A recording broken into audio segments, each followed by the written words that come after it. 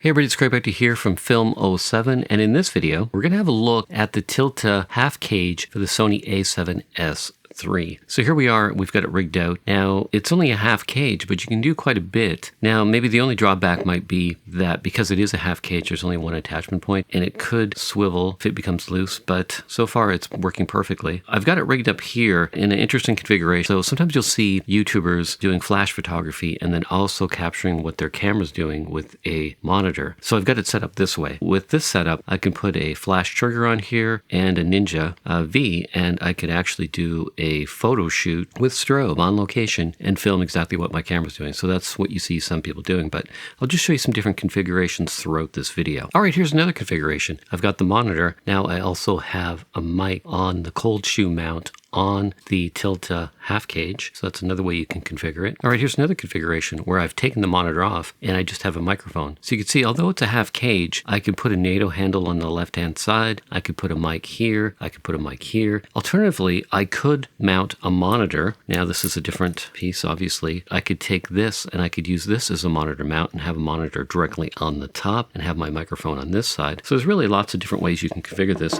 Also, having the half cage still allows me to put an HDMI clamp on the side. So if I want to make sure that the HDMI cable didn't pull out, I can also attach this. And alternatively, I can use different mounts on the bottom of this. So I can use a Manfrotto mount, I can use an Arca Swiss mount, and also you can see I just have a mini tripod here for the sake of this video. So there's quite a bit of attachment points. And if you attach this handle at the very lowest part, as you can see here, if you attach the NATO rail to the bottom, it still allows you to fully open your HDMI port and attach an HDMI cable, which is super cool. So I've thought of everything. You can attach your microphone, your HDMI, you can still have access to a handle, and then you can still grip the right side of your camera. And so it's quite a lightweight solution if you just want a few extra attachments that your camera doesn't support, obviously. So I think it's pretty cool. I mean, it's a good kit. I got this at a really reasonable price on sale, and I'm really quite happy with it. And in fact, now that I've tried the half cage from Tilta, I think I want the full cage.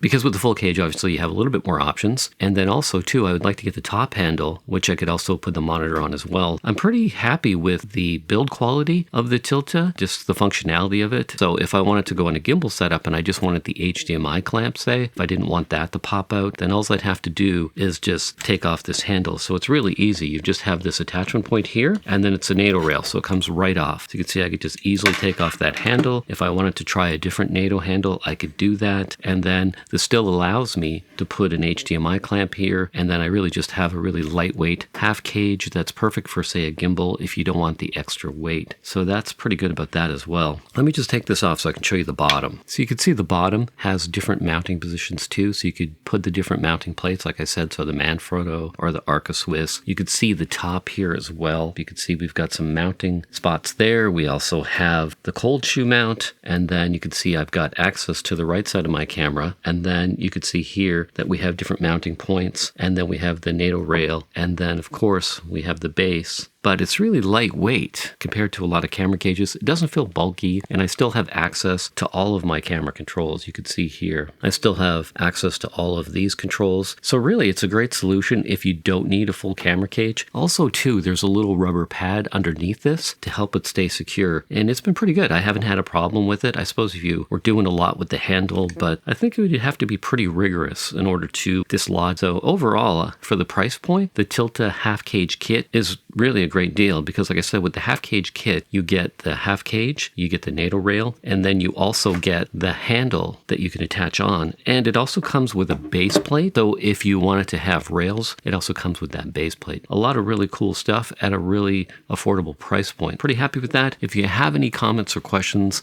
about the Tilta half cage for the Sony A7S III, just post them in the comments section down below. I look at all the comments and I respond to them. And if you found this video helpful, give me a thumbs up. It really helps this video get more views. And if you're not already a subscriber, just hit that subscribe button right now and subscribe to the channel. I've got new videos coming out every week, so if you don't want to miss one of those, just hit subscribe and then choose all, and you'll get notifications when you're on YouTube. You might just see one of my videos pop up. Anyway, thanks again for watching. Hit that like button, hit that subscribe button, and like I said, if you have any comments or questions, you can post them down below.